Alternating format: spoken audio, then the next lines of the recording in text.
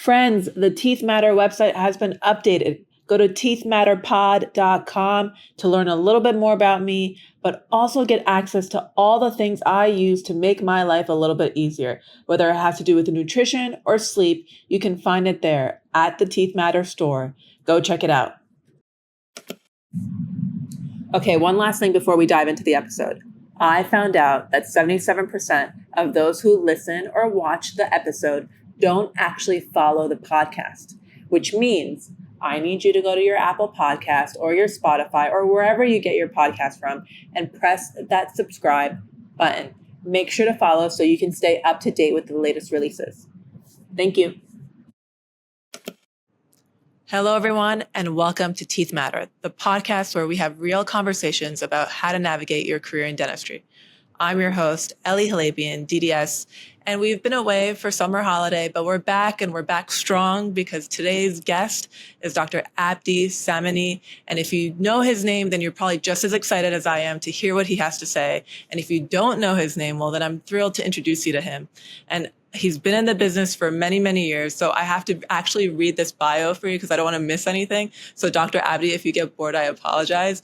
But you've done so much. You are obviously a graduate from USC. You've been an adjunct professor at USC. You've been the original director for porcelain veneers at the USC Advanced Aesthetic Dentistry Continuum. You've been the founder and chairman of USC International Restorative Dentistry Symposium.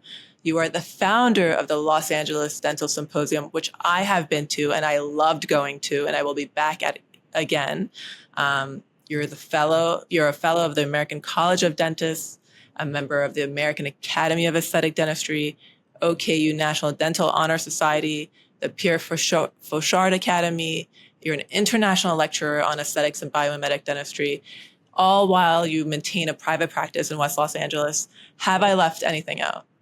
You know, you haven't. Thank you for that very warm introduction. And I mean, it just feels good to hear all of this. But honestly, Ellie, none of that stuff matters. All that matters is what you do on a daily basis. And if you do this long enough, you enjoy your career, you join different communities. It's just, that happens, you know? It's like I never was your age and said, I'm going to go be this and this and this. It just sort of comes at you. And the parts you like, you continue. And the parts you don't, you don't. I want to congratulate you on at such a young time in your career to literally take this side job of trying to educate your contemporaries about the challenges. I learned a lot about the challenges of the young practitioners from you because I have a small circle of people that I'm around, but I think you just broadened that quite a bit. So congratulations and keep doing it. Well, thank you for the compliment. I appreciate it. It means a lot. And I mean, this is something that a wise man would say, and you're definitely a wise man. But I admire you, and I look forward to being involved just as much and contributing to this, to the society, to the community, just as much as you have. And like I said earlier, you've been in the game for quite a while. You've been practicing for 35 years now or so? 91 is the year I finished dental school. Well, there you go. I mean, so you've seen dentistry from 91 till now. What did dentistry look like back then compared to today? Quite different, actually. And I always sort of say, I wish in some ways, I wish I could start today and be where you are. Really? Absolutely, because you have so much opportunity, so much technology. If you took the business part and the administration part of it out, what you could do for patients today, because of all the things that are available, is so much better than when I had it. When I finished school, we could do amalgams, we could do gold crowns, we could do PFMs. There was really no all ceramic restoration that was viable. Okay, Dicor, but it kept breaking. And the plus of that is you would become an expert quicker, because you would keep repeating that and over again. And in dental school, which was 4 years then, you only had those things to learn, and people who were really good at that were teaching you that. And then you'd get out and you'd practice it. Now, dental school is still 4 years, but think about all the things that you had to get exposed to: Invisalign, implants, composites, different material, Emax versus zirconia. The list goes on and on and on. Yet dental school is still 4 years. Right. So by the time you get out and you're just ready to start, I would venture to say it's a little more difficult to sort of hit the ground running and be really confident in your skill tasks and like be in front of a patient and know how to do all that stuff. Right. So in that sense, I don't envy you because you have a lot more to do after school to get comfortable. Yeah. But I envy you with what you have available and what's yet to come. I mean, that's definitely how I feel. I feel overwhelmed, like you said, with everything that is available to me. But you also mentioned something else, which was the business aspect. Do you think that what are some of the biggest differences in patient care when it comes to the business aspect of dentistry? You know, I was very lucky. And I was very lucky because for the first 3 years, I had some jobs that very much like you. Like I remember my first job, I went in the morning and I called my dad, like, I'm like this 25, 26-year-old kid. And I'm like, Dad, I'm in this place and there's no other doctor and there's like 4 patients and like, like I have to put other people's work in and I won't name where it was, but it was in one of these corporate offices. And my dad's advice, don't go back. So I literally didn't go the afternoon to finish my day. I didn't care that I didn't get paid. Then I sort of like would go door to door because indeed all these things didn't exist and I didn't want to do that alone. And I have a good friend who was my lab partner. He sat behind me in the lab. And because didn't want to get bored, we would literally go in buildings and locations we would like and we would knock on the door and we would take turns and see if anybody would hire us. He actually got hired in the Beverly Hills practice doing that. I wasn't lucky enough. And I then ended up working for a guy who had 22 dentists working out of one building. I'll never forget this. So I go in there and I had a resume and I TA'd a lot in school. So he kind of looks at my resume and he looks at the fact that I did TA for composite anterior classes. And there was a lady who was doing all of his cosmetic work. And I think he wasn't too happy with her. So he goes, so you're telling me you can do composites? And I'm like, yes. And then he goes, okay, when can you start? Can you start today? And it was already like 11 o'clock in the morning or something. And I said, yes. He literally walks me to this tiny little operatory. And in front of my eyes, he fires the person. And I was so uncomfortable with the whole situation, and I get to start there. So for 3 years, I worked there, very tentative. I learned that what's outside of dentistry and what's in dental school can be quite different. And like I would do cleanings in between cases, etc. But I got to do a lot of anterior dentistry, which was a blessing because at the time, where else could I be to learn that? And I always had a passion for that. I remember I asked the guy, should I use a rubber dam? Do you have a rubber dam? And he laughed at me. And for a while, I fell into that thing that, what they taught you at school is not really what it should be because it's inefficient, this, that, the other. It took me literally about 7-8 years to go back to everything that they taught you because of the predictability factor that would come. So would then, you say that? Sorry, go ahead. No, you go. So would you say that this office that you worked at was a formative experience that really shaped how you practiced later on? It gave me a lot of experience in terms of practice in anterior dentistry, but I learned more things that I just didn't want to do there. And I got to make a point that it's so valuable to have the experience of something that maybe is not so good. So that you understand that that's just something that you don't want to do later. Right. No, I completely get that. And I appreciate that. I really think it's when you realize what you don't like, it narrows down what you like or what you want to do. And that is where you find your happiness or your true self or your passion or whatever that might be. So you spend 3 years here, you learn what you don't like and what you don't want to do. What was the turning point that actually led you to open up your own practice? So I didn't open my own practice right away. Basically, what happened is all throughout this time, I made a commitment to find somebody whose practice I would like and see if they would take me on as an associate. So what I did is I went to all the different local dental society meetings, Western Dental Society, any continuing education that USC would put on. And remember, back in those days, there weren't so many courses. Mhm. So I had joined the CDA and I kept going and I stayed in touch with the instructors at schools that I liked and etc. And I kept bugging this guy who was my ethics professor. His name is Alvin Rosenblum.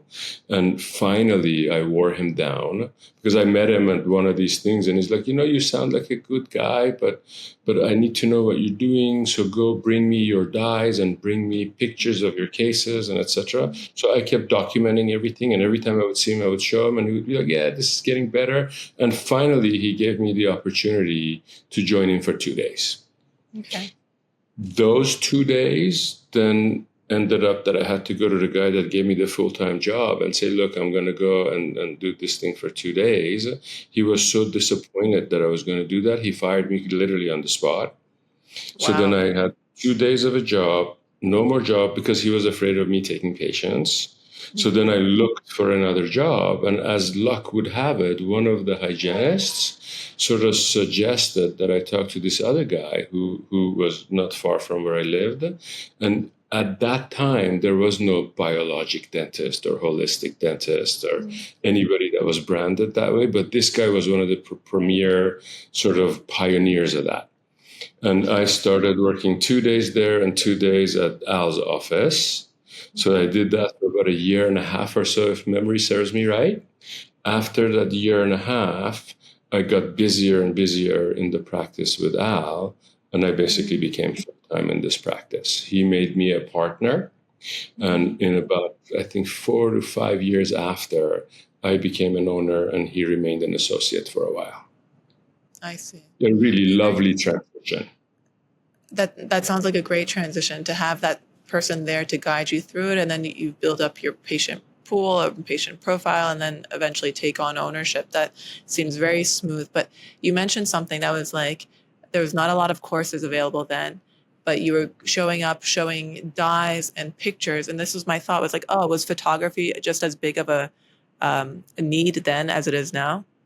No, because first of all, remember, there was no digital photography. So you would have to take a photo, it would be a slide. You wouldn't see your photo until like a week or so later. It was expensive to sort of go ahead and, develop them. But I did take photos of before and preps because I was trying to sort of get someone to see, look, I'm really trying and doing good work, hire me. And it kind of paid dividends, and then I learned the power of photography way back then, because then I would show other patients like, look, this is what we could do for you. And at that time, there's not too many people who did that, because who printed these things, Right. No, I definitely. And I was just curious because right now everyone's talking about the value of photography, and I just feel like some people still don't use it. I personally don't use it as much as I should either. But as you say, it's very important, not only for your own growth, because you can see the before and after and like better yourself in terms of practice, but also for the patient. Yeah. And I mean, really, if it was up to me, it would be standard of care that you photograph everything that you do. I mean, just from a patient's perspective, right? Let's say you have a restoration that has discomfort and it's 4 years later. It is so nice to know what exactly was under there when you started. Yeah. But it takes time, it takes effort, it takes resources, and the owner of the practice has to see the value to allow the associate to do it. Right. So the owner then saw this value. Did the way you practice, I guess I'm trying to ask is like, when you took on ownership, was your vision for the practice any different to what his was? Or was it just a continuum of what he had?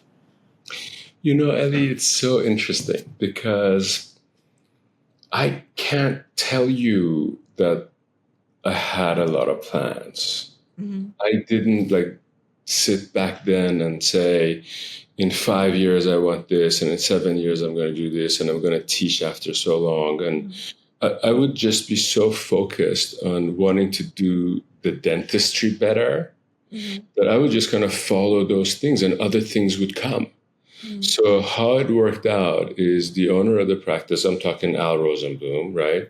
He wasn't a big believer in composites, and he didn't enjoy doing them. Okay. And, I was trained in it, and I kind of felt that it's fascinating that you can just take this material and slap it and the color looked good, and etc. So all of a sudden, I ended up doing a lot of class 5 composites back in the day. Mm-hmm. Then he used to do a lot of amalgams, and we sort of switched from amalgams to composites. And then the patients kind of didn't really want the amalgam, and they would ask to see me to do the composites. So one thing led to another. And remember that what was instrumental then for us is he had an interdisciplinary practice where he would work with different specialists. And implants weren't very common. Implants weren't covered by insurance. His practice had the patient pool that valued it. And we learned quickly that implants can do a lot of things for our patients. So we became one of the fewer offices that in the 90s was doing some of these implants. Okay.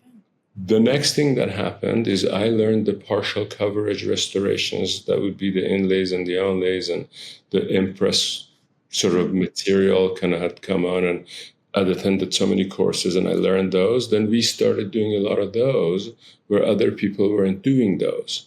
And I wasn't thinking then, I'm going to be a biomimetic dentist and this is what I'm going to do. Or I'm going to be a biologic dentist and this is what I was going to do. It just inherently felt the right thing to do for the patient. So I tried to get better at it. Right. And then eventually the reputation became that this is a practice that is conservative, which became appealing. And over the years, it's just morphed in so many ways. Right. I would say conservative, but also pioneering. You're always taking on the newest dentistry that's available. When you said implants and then biomimetics, but all of these things that you say take time. They're very technique sensitive, right? So not only that, but the documentation of all this also adds on to your appointment time. So I guess my question was actually like, did you structure your office to basically maximize the quality of care, or was it always this way?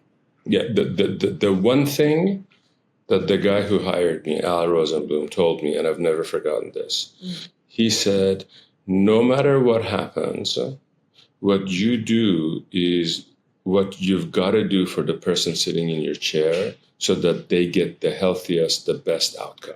He never put time constraints on me. That's where I was very lucky. He never put time constraints on me.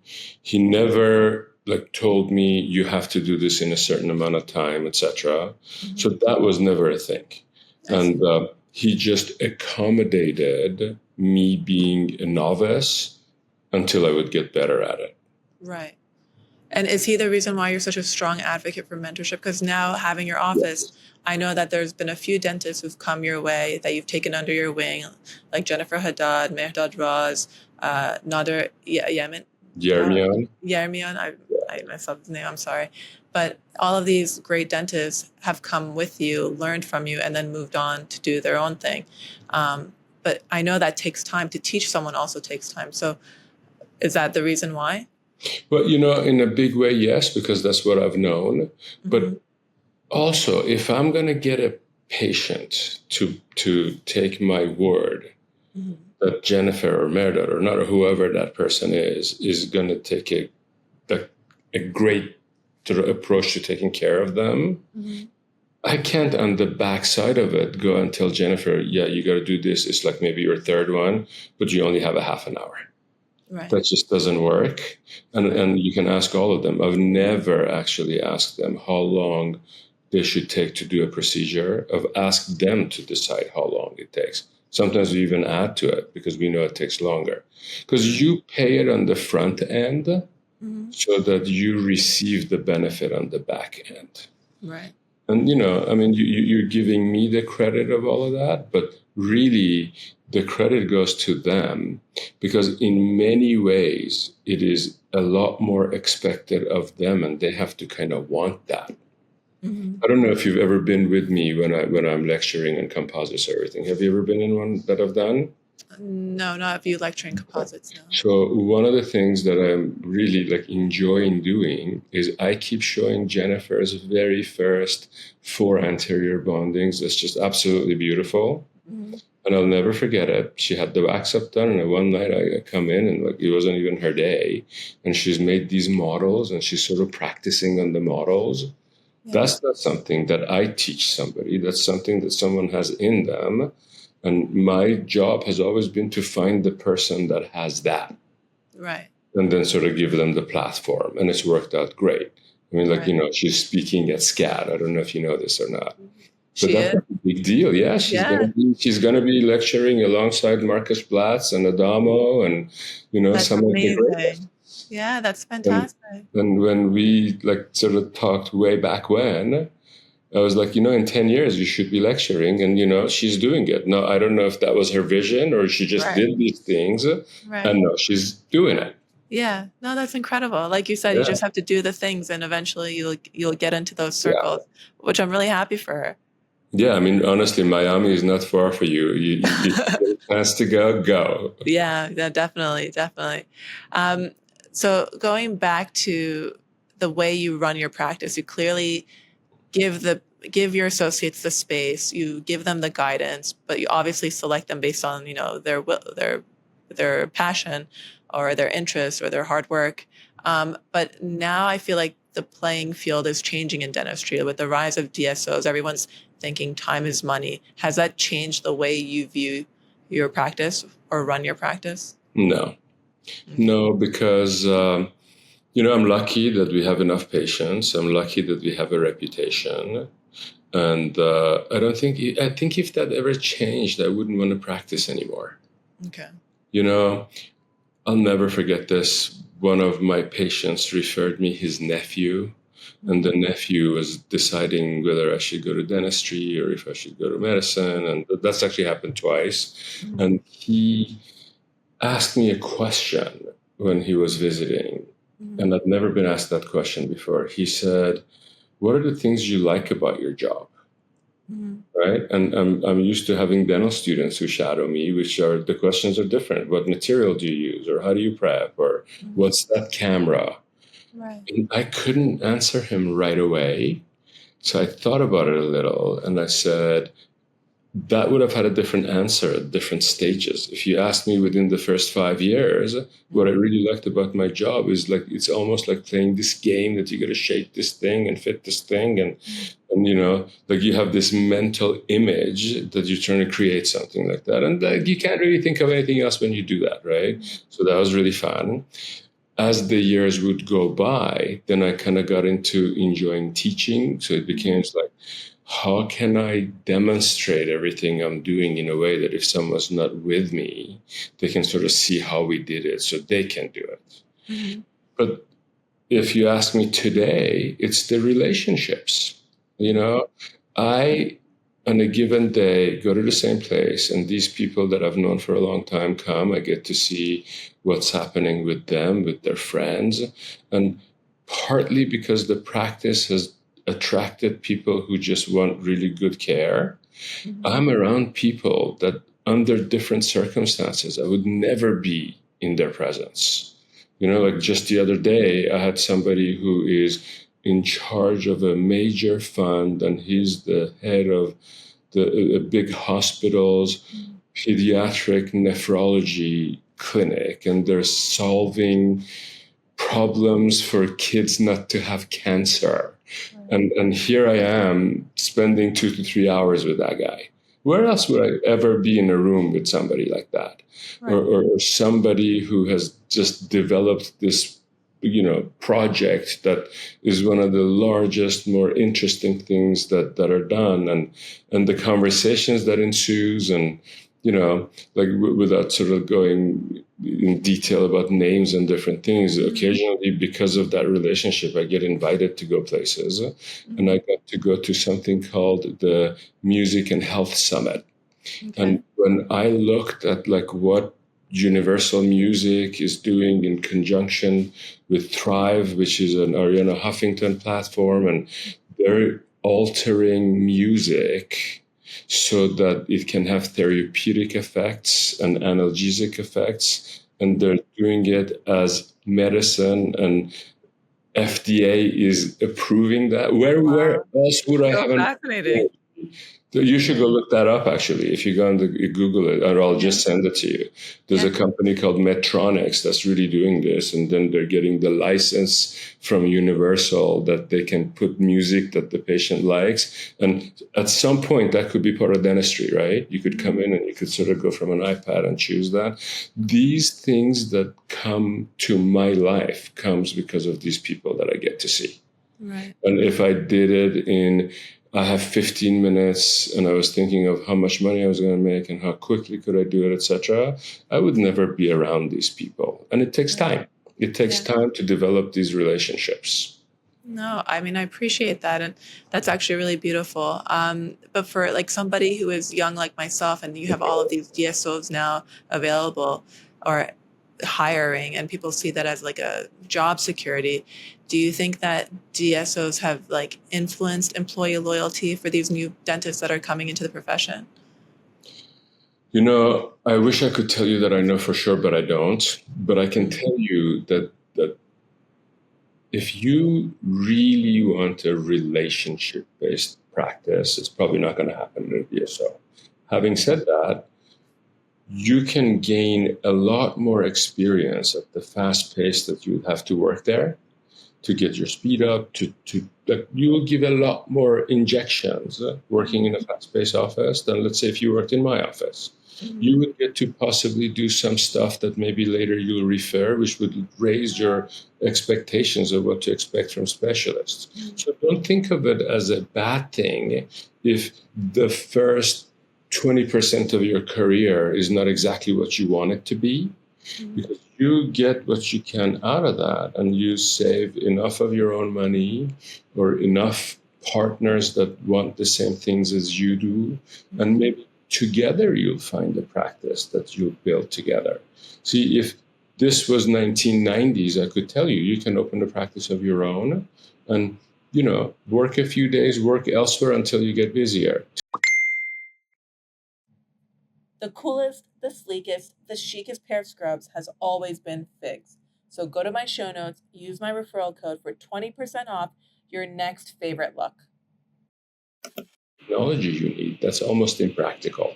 To have the scanners and all that stuff is much more expensive, right? Right. So if, let's say, you had 3 friends that kind of wanted the same things and together you could build something, if I was in your shoes, that's the kind of thing I would go, unless I found somebody that I really liked that is looking for someone to take over their practice. But I'll tell you, before that happens, you have to have enough skill and confidence and treatment planning stuff that you can manage those patients in those practices. So you're out of school how many years already? Graduate 2021. 2021. So you haven't even hit the 5th year yet, correct? Correct. So I would say, talking about visions and goals, if by year 6 or 7, you're not in a place, and if you like a relationship-based practice, if you're not in a place that patients that see you identify with you and want to stay with you and etc., then you're going to start losing some things. But until you're really good at some of those things, it's not a bad thing if you're practicing it with others at other practices. You want to make your mistakes in some places that maybe doesn't matter so much. It'll always matter, but it's worse in your own practice. Do you think DSOs are making dentists less valuable and more replaceable? That's a tough question, because not all DSOs are the same either, right? Because there's some DSOs that are super large. Ironically, I am actually going to a DSO meeting next Saturday. Really? I'm going to a DSO meeting because we keep talking about the things that we don't like about them. But let's face it, they have figured a lot of things that they do much better than I can do.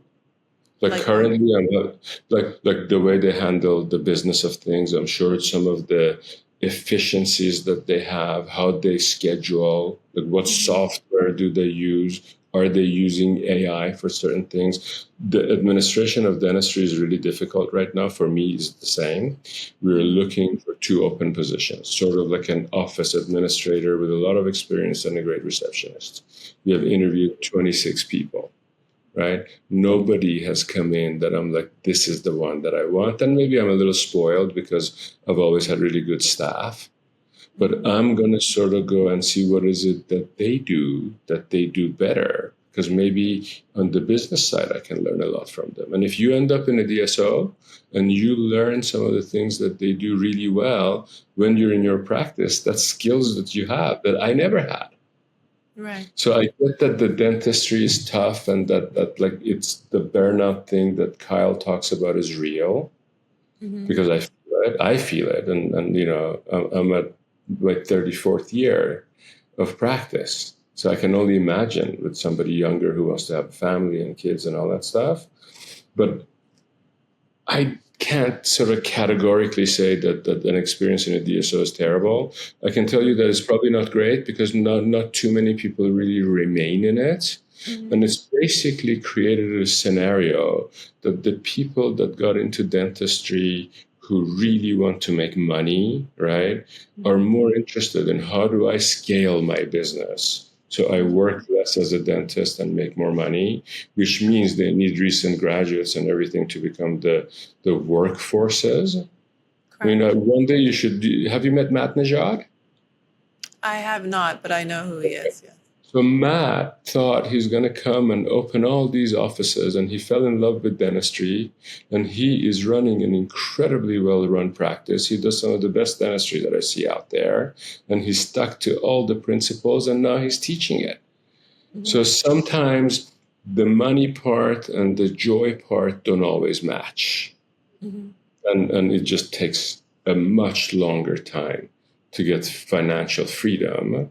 And it really depends on where you put value and how much money do you need to live. Something that you've mentioned was take the experience for what it is in a DSO, wherever your career is. And then, like you said, it's all about education, education, education. It seems like dentistry is just a continuous learning profession. How much of your career now is dedicated to teaching or education? Oh, I don't know. I mean, like, just let's take LA Dental Symposium. I think you would agree that it's a very different kind of a symposium than a lot of the other things that you may attend. So I can tell you that Merdad and I, and like one of our administrators used to be out, someone else now, we literally get on a call every Wednesday for about an hour and a half, 52 weeks out of the year. And between our job, we sort of do that to get all the logistics going. We attend so many different things to find the right speakers that are showing the right things, and then getting the companies to help us support it so that you don't have to pay $8,000 to come to a symposium, right? For people who don't know about LADS, can you just give them a little brief?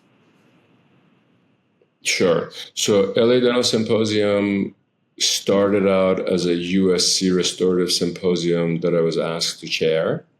And that was, I want to say it was about 15 years ago. And it was this small little thing that they wanted to have a restorative symposium because they had a perio symposium and an endo symposium. We did relatively well with it and we grew it. And I think it was in 2018 that USC sort of decided that they're going to stop all their continuing education endeavors. And literally,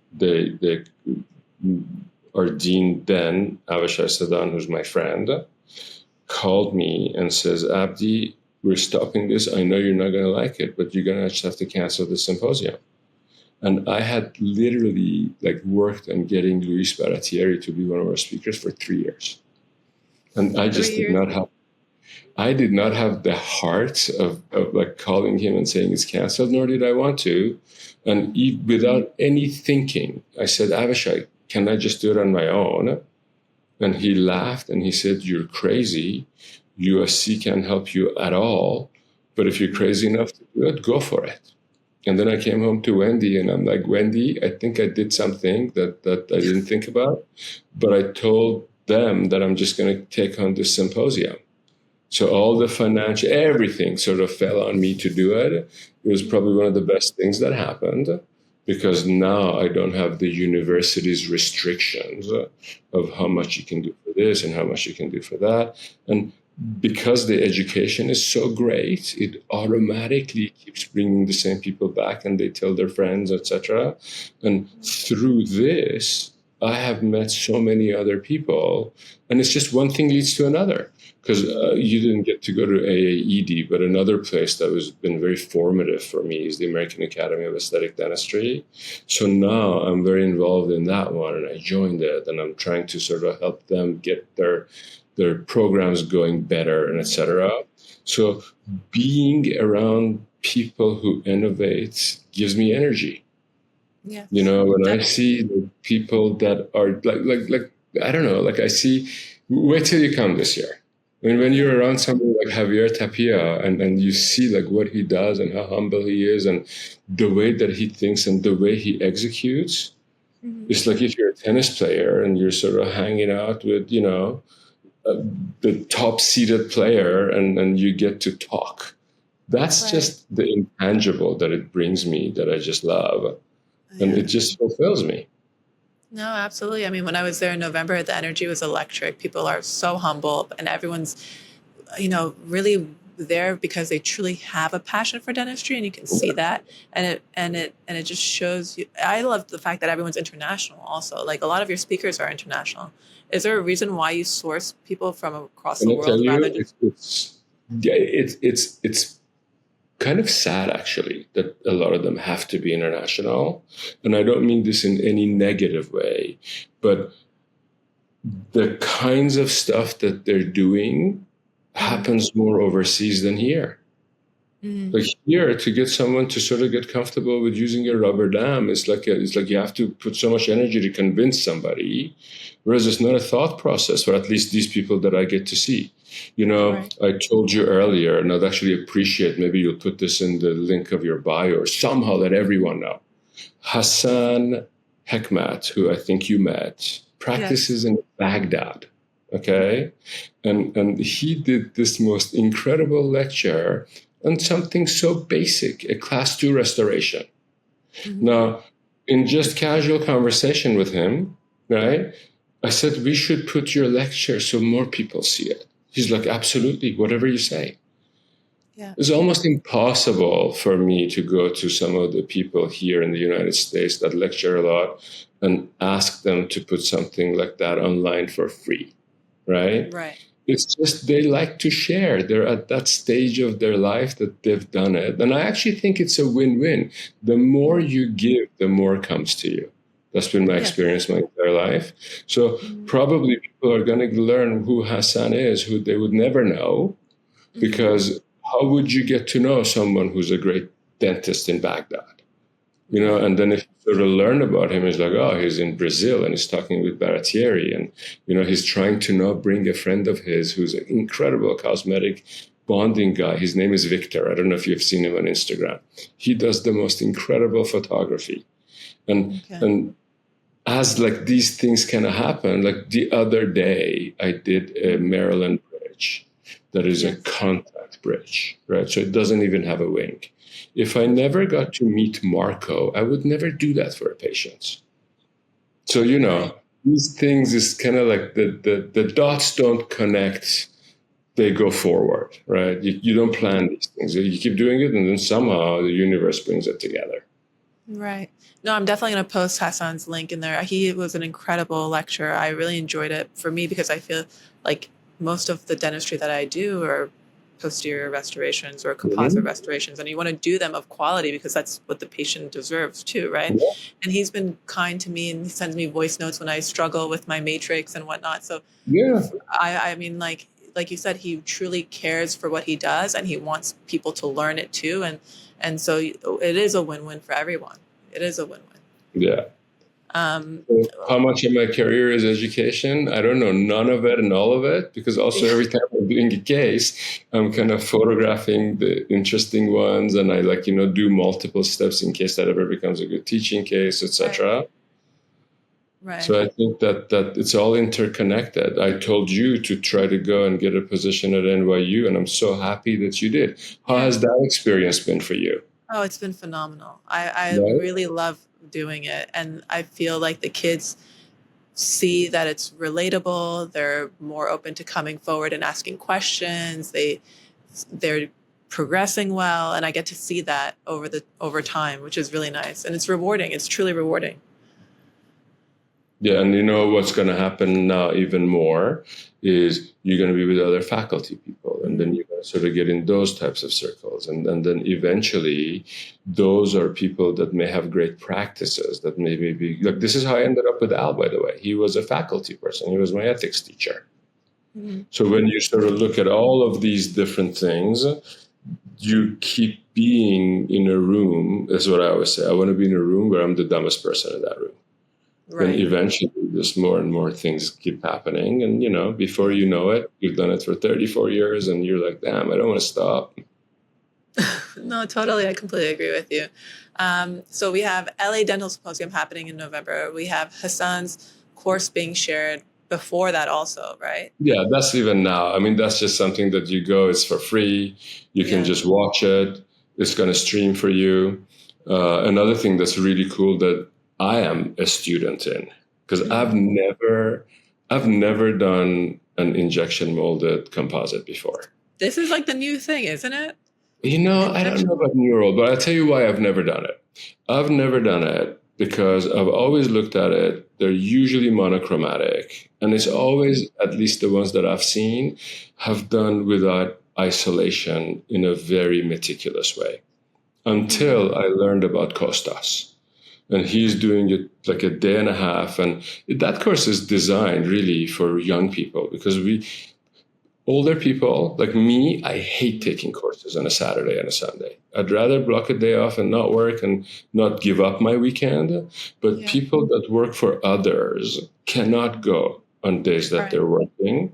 So we're doing this on a Saturday and a half a day Sunday. And I think it's October 11th and 12th or something like that. He's coming all the way from London. And he teaches it with isolation, and he teaches it with layering. If it makes it simpler, then I've done bondings forever. I'm going to teach all these people how to bond. And let's face it, in the beginning, it's much harder to learn to do contours and everything. But if somehow you can do that, and it's conservative and it's not veneers and it could be more cost effective, think of how many other people will benefit from direct bondings because the dentists get more comfortable. So really, that's the.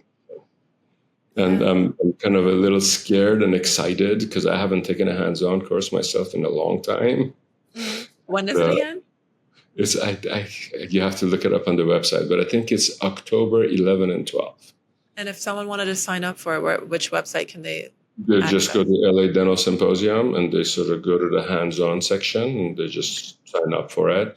And these like our facility is where Manny Education is. So we have a day that we do it, and Sam has been kind enough to allow us to do this. So it's a limited number of people that can actually attend. And Merdad and I are both taking it, so we're stealing two of the spots anyway.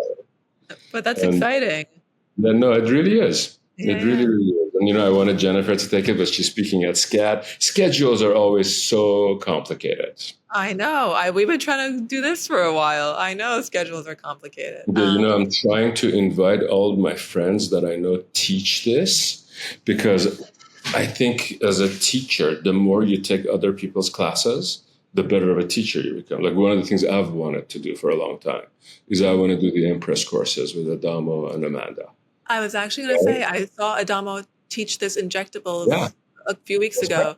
Yeah. Yeah, no, he does it all the time. Yeah. And like I've taken so many composite courses. Mm-hmm. I've actually even taken a ceramic veneer course, even though I'm not a technician. And it's probably one of the best things I did because I learned how to texture and do all that stuff from a technician. Interesting. So, there's just a lot out there. It's just how do you allocate the time, the resources. Definitely. No, there is a lot out there. And I guess to kind of like wrap up our conversation is like, what do you see as the biggest opportunity for the future dentists out there? How much time do you have? That's a long conversation. Okay, I tell you, if you looked at me as a psychic and you said, pick, and I'm not necessarily talking about what will make the most money or whatever, but if you looked at what's the biggest opportunity, the biggest opportunity is the connection that we're learning between overall health and the oral health, and in specific about the microbiome and in things that are protective and preservative, meaning, actually, one of our speakers at the symposium is Victoria Sampson. I don't know if you guys know who she is, but Yeah, Victoria, I listened to her on the podcast. Okay, great. So what she has at an early time in her career figured out is that connection, and she's doing the testing and etc. I work with one of these very high-end concierge offices at times. They're the only ones that occasionally ask for salivary testing. So I think that connection is an important thing to watch. The other thing is our profession is extremely poor at getting compensated for our brains, meaning diagnosis and treatment planning and monitoring takes a lot of effort, and getting that information is almost not, you're not paid for it. Like all the photos I take, I don't charge for. We have started incorporating CBCTs instead of FMXs in our practice. Some people laugh at me. They're like, you don't do surgery, you don't do endo, why did you buy a CBCT? I can't tell you the number of things that I'm able to learn and have a baseline. So I think the group, you remember I told you when I started, implants was one of the things that we were one of the few people who were doing it. The group that recognizes that preservation and the oral connection and learns how to put it in their practices is the group that's going to become really successful in the next decade or so. And you know who's already figured that out is corporate. Because PDS, for example, is connecting medical and dental offices. They figure if you're going to go to the dentist and if there's a medical facility, maybe your blood test should be done there. Maybe you should know what the sugar level is. Things that at dental school we don't even touch. Right. No, so I think that's a very good for the public, good for the dentist that can figure it out is. Yeah. No, interestingly that you say that, because that new practice that I'm working at focuses on that. So each patient gets a salivary test, they get a bristle test, which I don't know if you know what it is, but it's a gut test. So that it gives you your bacterial layout of how much of this and that you have. And the whole concept is because something as easy as preventative care, which is like brushing your teeth, can balance your microbiome, can prevent chronic disease in the future, which a lot of people don't understand. So that is a really interesting thing. But when you say CBCT, my question to you is, CBCT, I'm not like a radiologist, right? So if there's something that I've missed in that CBCT, don't you feel aren't you responsible for that? Okay, I'm so glad you asked that. Okay, because that like it comes up all the time. Yeah. So for less than $100, a radiologist will read it and give you a report.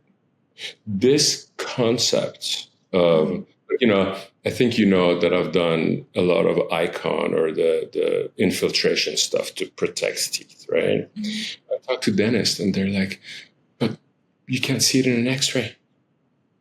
So do you just not do something because the next dentist may not see that you did this and the benefit goes away because you're scared? And what you're asking about the CBCT is very similar. Let's say someone has a tumor that you can't diagnose, but you could learn about it because they let you do that CBCT. Isn't that worth the $100 for the radiologist to read it? Now, the problem becomes you have to pass that to the patient. And like what we've done, we have added about, I think, $250 to what an FMX would have been. Okay. And we have added that fee to when we do an initial exam and every 5 years when we do a full exam in general. And we get a report from the radiologist. And you know what's going to happen to our patients down the road now? Let's say someone meets me at 30 and now they're 50 and they have some TMJ problems. And one of the first things that the TMJ specialist is going to want to have is an x-ray of their joints. And if they see an irregularity in the joint, they're going to diagnose based on what they see without a background, without a comparison. But in our office, they're going to look and say, when this patient was 30, that was exactly the same. So that's probably not the reason. Okay. So, and I've done that with photographs forever. Like one of my good friends is Dan Grauer, right? He's an orthodontist. Did you meet him? No. Oh, he's a great guy to meet. Just fun and really good orthodontist and etc. And like very methodical and so on. And he'll come to me and say, you got to do this and this and that. And I'm like, okay, what if you don't do that? What's going to happen? It's like this and this and this is going to happen. I'm like, but listen, here's a picture of that crowded mouth. And here it is, 17 years ago. See how it didn't change? So we make a lot of assumptions. And the only way not to make assumptions is to have data. So one of the things that I think every practice should do and find a way to charge, and the patients should be happy that you do this, is to document for them. I see. No, that's that's something that we need to start incorporating in our office. Yeah. They do CPCT, but it's not on every patient. And also, I was always curious about the responsibility that falls on the provider who does take the image if they're not able to actually read the whole thing. Yeah, so it doesn't have to be on our podcast. If you're ever interested, get on a Zoom with me. I'll sort of walk you through how we do it, and you look at the reports, and then basically we call the patient and go over the report if there's something noteworthy. And it also becomes a revenue source all of a sudden. It's a lot quicker to take a CBCT than an FMX.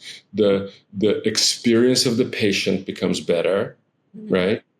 And radiographically and from a radiation perspective, if you compare them, the difference is so subtle between a full set of X-rays and if you do a CBCT. You still do have to take the bite wings because you can't check it that way.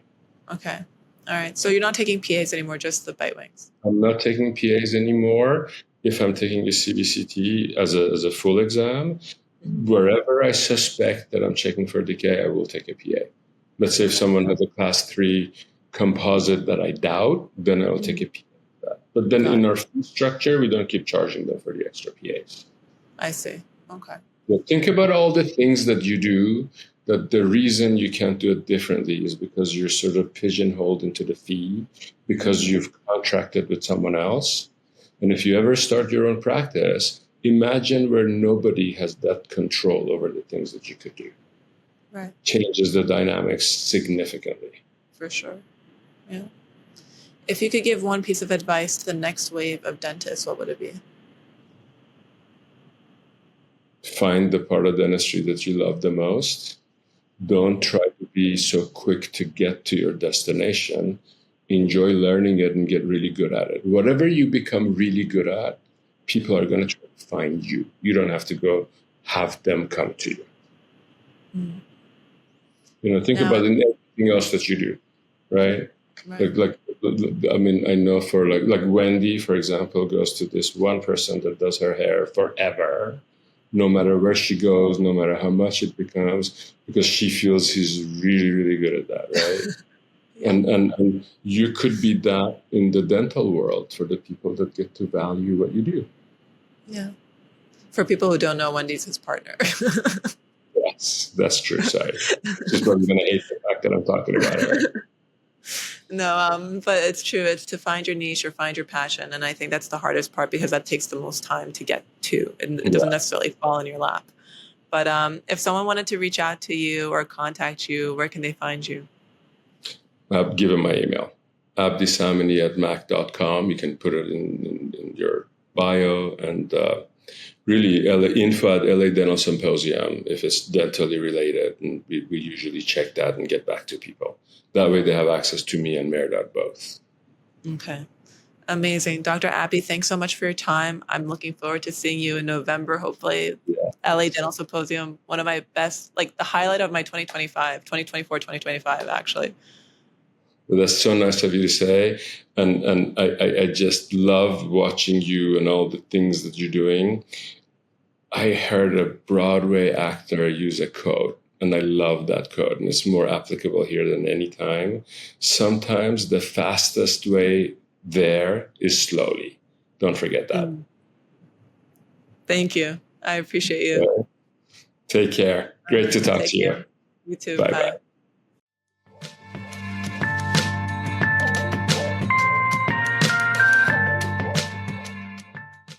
So that's the end of our episode. I hope you enjoyed the conversation. If you did, please follow, subscribe, write a review, share it with your friends so that I know that I'm not just talking into the abyss, that the content is what you need to hear. It hits where it needs to hit and you feel empowered. So doing all those things tells me that and makes all of this worthwhile. I hope to see you at the next episode. Cheers.